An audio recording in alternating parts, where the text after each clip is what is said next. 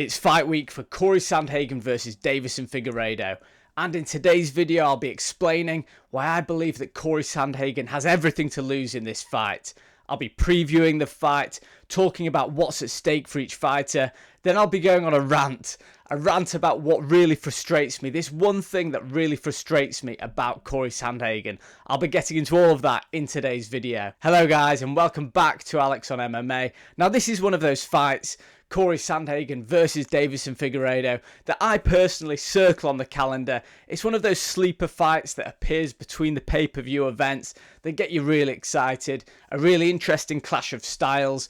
The former flyweight champion in Figeredo against a perennial title contender in Corey Sandhagen. Now later this week, I believe on Thursday, I'll be dropping my tactical breakdown of this fight where I get the pen on the screen and explain exactly how I think this fight's going to go, who's going to win and why. But in this video, I want to focus on Corey Sandhagen because I believe that he's the fighter in this matchup who's risking it all. Now the reason why I say this is because when Corey Sandhagen fights anyone who's not a true title contender, he looks like an absolute world beater.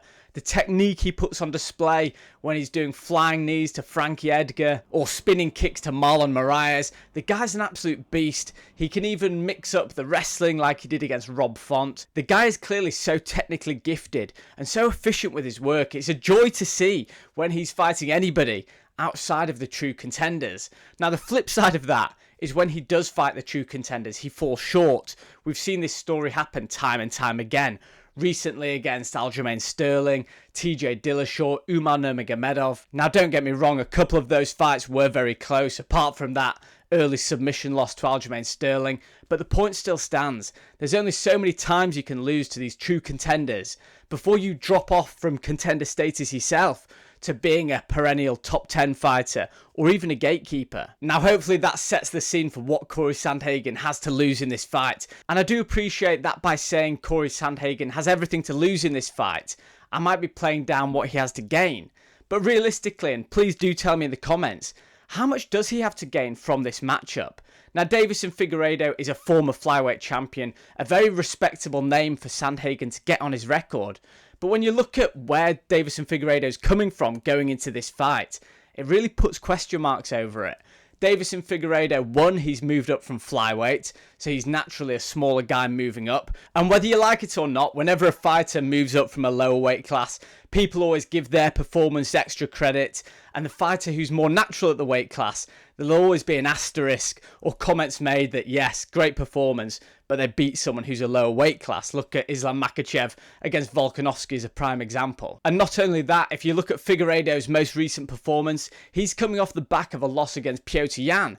And Petr Yan has only just himself got back into true contender status. So it's not as though Sandhagen's facing a Deiveson Figueiredo who's on some kind of crazy tear, some mad winning streak. He's facing a fighter coming off a loss, and even if Sandhagen beats him, there'll always be comments about Figueiredo being a natural 125er. And that's why I say that Sandhagen has everything to lose in this fight and relatively very little to gain, because his ranking isn't going to do all that much. It's not going to project him into the title picture. However, there are a couple of reasons why I believe that Corey Sandhagen has taken this fight.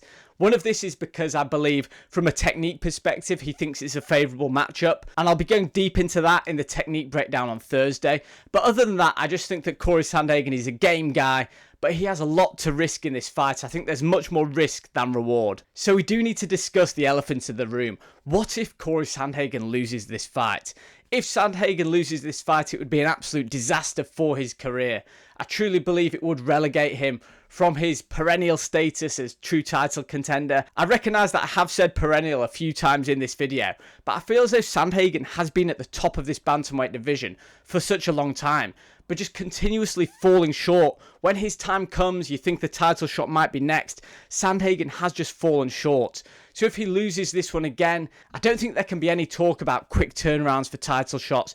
He'll need to work his way back up the division, more so than ever before. He will be relegated outside of title contendership to fighting the top 10s, possibly even accusations of being a gatekeeper to that top 5. It is that serious for Corey Sandhagen. He needs to win on Saturday night and look good doing it. And thankfully for him, I do see a clear path for victory for him, and I'll be explaining that at the end of this video. But before then, I am going to go on my rant that I promised at the start of this video, and it's the area of Corey Sandhagen's game that really frustrates me. In my introduction, I was giving so many compliments to Sandhagen about his technical greatness. He's so sharp, so clinical, everything like that.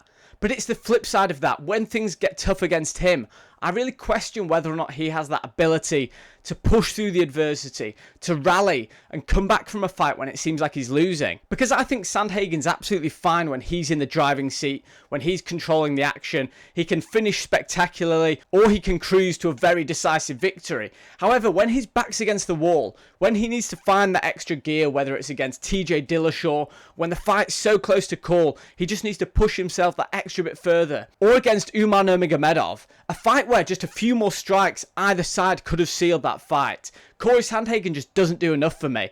I know it's easy for me to say I'm not in the octagon when I'm facing these absolute killers in there, but Corey Sandhagen needs to show something else. When you look at champions throughout the UFC history, they rally, they come back through adversity. When the going gets tough, that's when they produce their absolute best work. And we've just not seen that from Corey Sandhagen during his time against these elite level fighters. It's so frustrating for me, because I think if he found this extra gear when he needed it the most, he would have been a title holder by now. Yes, he might have lost it, but he'd have been in even more exciting fights for the fans, more wars. And I do believe that this is a clear intangible that is missing from Sandhagen's game. So when I say that he has everything to lose on Saturday night, he better make sure that he's prepared to go through those gears, dig really deep, because you know what you're going to get from Deiveson Figueiredo. He's going to be marching forward, putting you on the back foot, landing heavy hands, because we've seen his power translate from flyweight up to bantamweight.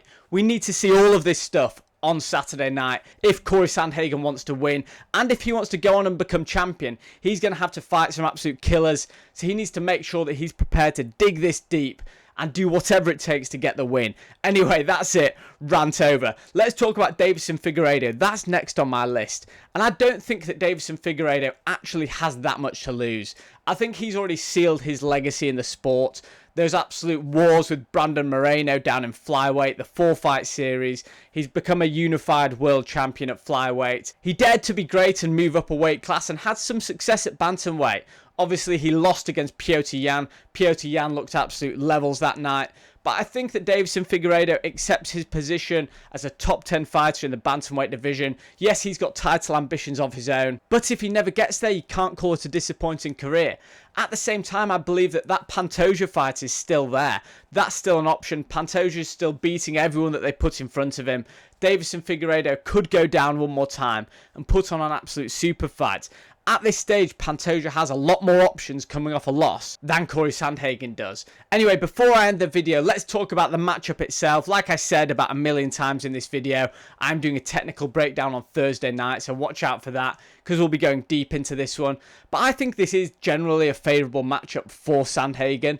I think that he'll be able to use his range. He's so long and lanky for that weight. I think he'll be able to keep Figueiredo at bay, pop shots and move, do what he does best. My only concern is that if he gets dragged into deep waters by Deiveson Figueiredo, what does the fight look like then? And one of the most exciting things about this fight is that we just don't know how it's going to look. Could they get engaged in the clinch early? Could Figueiredo try and flex his muscles and show that he is a strong flyweight moving up? Or can Sandhagen just dictate the terms of the fight, landing some flying knees, going for some spinning kicks? I think from a technical perspective, people are going to really enjoy this one. I don't think they're just going to stand in the middle of the ring and exchange. Again, let me know if you disagree with that. But I think it'll either be fought up close where Figueiredo needs to make it happen, or Corey Sandhagen will just be able to dictate the range and put on a bit of a masterclass. But we need to see something really special from Corey Sandhagen. Anyway, that's my first fight week video for this Saturday's main event.